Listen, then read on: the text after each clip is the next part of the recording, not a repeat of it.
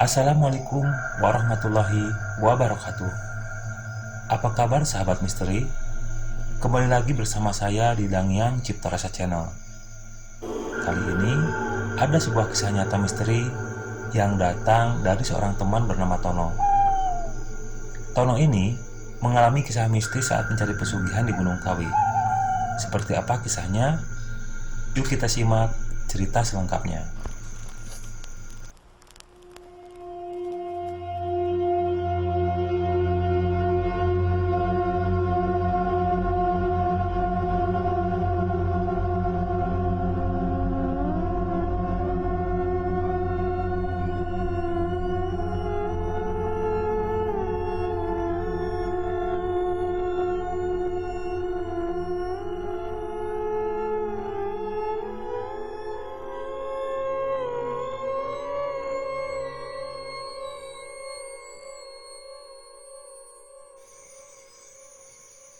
Kejadian ini dialami Tono bersama dua kawannya bernama Irman dan Arif pada tahun 1993. Mereka bertiga mengalami hal yang sama saat itu, yakni sama-sama mengalami kesulitan keuangan karena terlilit hutang dan ingin hidup senang dan banyak uang.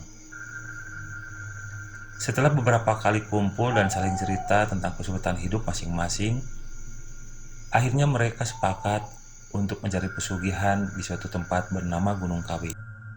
Berniat mencari pesugihan, Tono, Irman, dan Arif pagi itu berangkat menggunakan bus antar kota menuju Gunung Kawi. Setelah sampai di terminal, kemudian mereka turun dan melanjutkan perjalanan dengan menggunakan mobil angkutan umum. Diteruskan menggunakan ojek ke lokasi tempat tinggal juru kunci yang bernama Mbah Ragil. Lokasinya berada di tengah hutan yang cukup jauh dari penduduk.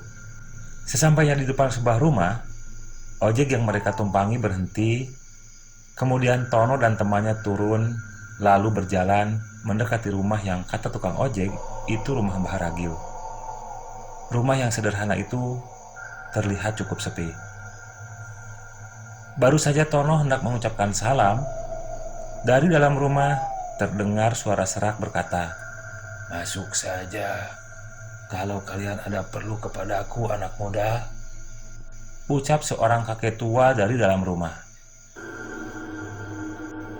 Ternyata itu suara Mbah Ragil, juru kunci dari tempat pesugihan yang mereka cari. Sosok tua yang rambutnya hampir memutih semua itu seperti tahu maksud kedatangan Tono.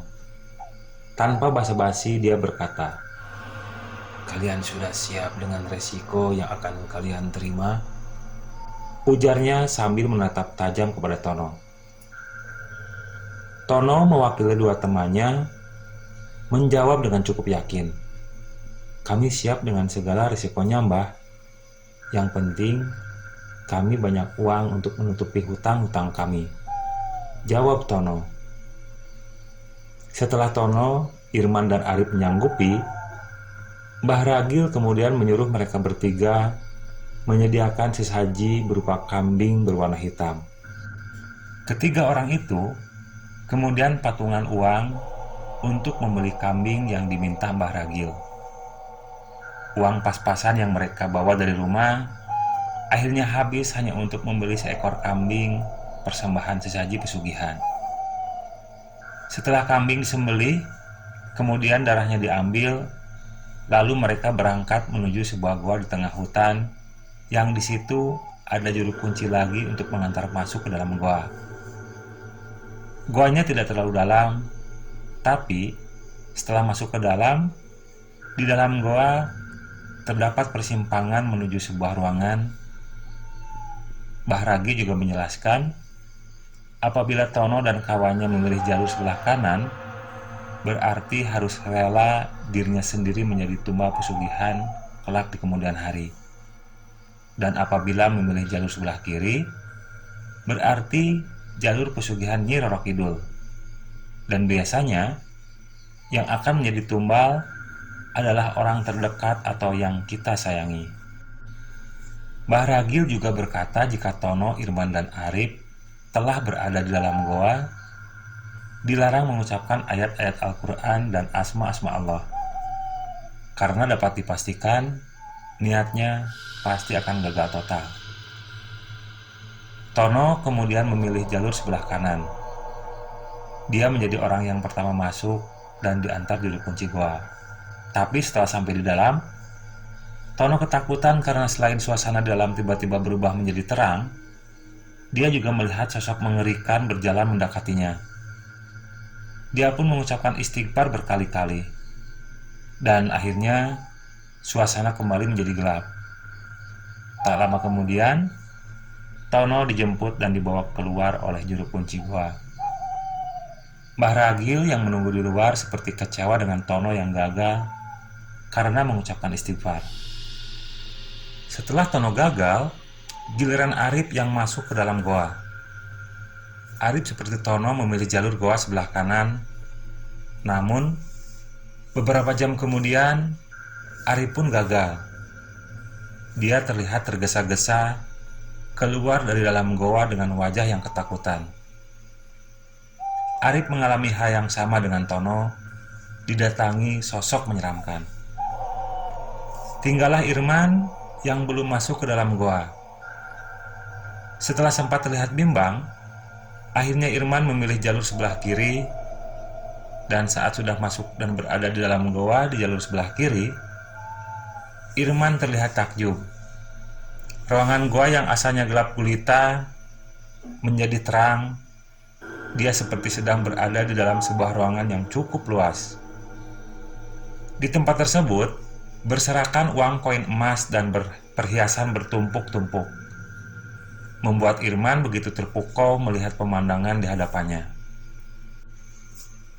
Tapi, setelah Irman melihat dengan seksama, ternyata ruangan tersebut dikelilingi tubuh seekor ular yang sangat besar.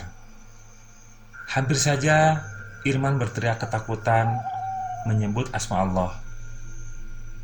Tapi dia ingat pesan Mbah Ragil dan kegagalan kedua temannya. Irman langsung terdiam. Irman pasrah dengan apa yang kini berada di hadapannya. Saat Irman ketakutan, terdengar suara perempuan mentertawakannya. Ternyata, suara itu berasal dari ular besar yang melingkari ruangan tersebut. Ular itu bisa berbicara layaknya manusia. Setelah tertawa, lantas ular itu berkata kepada Irman, Irman, sudah yakinkah kamu dengan niatmu yang ingin mendapatkan kekayaan di dunia dengan bantuanku? Semua harta yang akan kuberikan kepadamu tidak cuma-cuma, Irman. Ada syaratnya. Setelah aku berikan apa yang kau inginkan, aku akan mengambil sesuatu yang berharga milikmu sebagai tumbal awal atas kepatuhanmu kepadaku. ujar ular besar tersebut. Irman hanya diam saja mendengar perkataan siluman ular di hadapannya. Dia hanya menganggukkan kepalanya, tanda dia menyanggupi syarat yang diajukan sang siluman ular. Melihat Irman yang mengangguk tanda setuju dengan syarat yang diajukannya, siluman ular besar itu sampai 2 kali bertanya kepada Irman akan kesanggupan Irman dengan apa yang dia minta. Tapi melihat kesungguhan Irman, akhirnya ular itu kemudian berkata, Baiklah, sekarang pulang, sediakan kamar khusus untukku di rumahmu, Irman. Setiap malam Jumat Kliwon, aku akan datang memberikan harta yang kamu inginkan. ujarnya kepada Irman. Dan seketika ruangan tersebut hilang, kembali berubah menjadi goa yang pengap dan lembab. Irman terlihat keluar dari dalam goa, kemudian menceritakan apa yang dialaminya kepada Mbah Ragil, Tono, dan Arif. Mendengar penuturan Irman, Mbah Ragil akhirnya menyuruh Tono, Arif, dan Irman untuk pulang, karena ritualnya telah selesai. Dari mereka bertiga, hanya Irman yang berhasil melakukan perjanjian dengan siluman penghuni goa tersebut. Beberapa tahun berlalu, Semenjak dari kejadian di Gunung Kawi itu, Irman kembali berjumpa dengan Tono. Irman terlihat sedikit kurus dan wajahnya terlihat sangat muram, tidak sesegar biasanya. Irman kemudian bercerita bahwa dia sekarang mempunyai beberapa toko pakaian semenjak pulang dari mencari pesugihan dengan Tono dan Arif. Irman diarahkan untuk berdagang oleh siluman ular yang ditemuinya di dalam goa. Tapi sebetulnya itu hanya kamuflase atau pura-pura saja, biar tidak menjadi cibiran orang karena Irman tiba-tiba terlihat punya banyak uang dan kaya raya. Sambil matanya menerawang kosong, dia juga berkata, sebulan setelah pulang dari goa itu, istrinya jatuh di kamar mandi dan meninggal di tempat. Orang-orang mengira istrinya memang meninggal karena jatuh. Tapi sebenarnya, Irman tahu bahwa istrinya menjadi tumbal pesugihan yang dilakukannya. Selain Irman harus kehilangan istrinya, setiap malam Jumat Kliwon, Irman juga harus melayani nafsu birahi siluman ular itu di atas ranjang. Karena di malam Jumat Kliwon, ular tersebut akan datang kepada Irman dalam sosok lain, yaitu perempuan cantik namun memiliki tari yang terselip di kedua sudut bibirnya. Siluman itu menganggap Irman suaminya sekaligus budaknya, dan setelah Irman melayaninya, maka pundi-pundi uang Irman pun akan bertambah. Irman juga bilang bahwa dia ingin sekali mengakhiri perjanjian terlarang itu, karena Irman takut kemudian hari anaknya juga akan menjadi tumbal pesugihan seperti istrinya. Namun, nasi sudah menjadi bubur. Penyesalan hanya datang di akhir. Dia tidak bisa mengakhiri begitu saja perjanjian yang telah dia lakukan dengan siluman ular. Tono bergidik mendengar cerita Irman. Dalam hati dia bersyukur dia dulu gagal waktu menjalankan ritual pesugihan bersama Arif dan Irman. Mungkin kalau dia berhasil dalam ritual perjanjian dengan setan atau siluman seperti Irman, Tono juga saat ini akan mengalami hal yang sama dengan Irman. Banyak uang, harta berlimpah, namun hati hampa dan tidak tenang. Belum lagi, nanti di akhirat kelak, siksa neraka siap menimpanya. Tono hanya bisa berkata kepada Irman, apa yang Irman alami sekarang adalah kemauan Irman sendiri. Dia harus siap menjalani segala risikonya. Irman menunduk dan meneteskan air mata mendengar ucapan Tono. Irman pun pergi meninggalkan Tono, dan puluhan tahun berlalu, Tono kembali bertemu Irman dengan kondisi sangat memprihatinkan. Irman seperti mayat hidup, susah diajak komunikasi, sari kehidupannya seolah hilang karena tiap malam Jumat Kliwon selalu berhubungan intim dengan siluman. Irman masih hidup hingga kini, tapi hatinya telah mati. Semoga dari kisah nyata ini ada hikmah yang bisa kita ambil.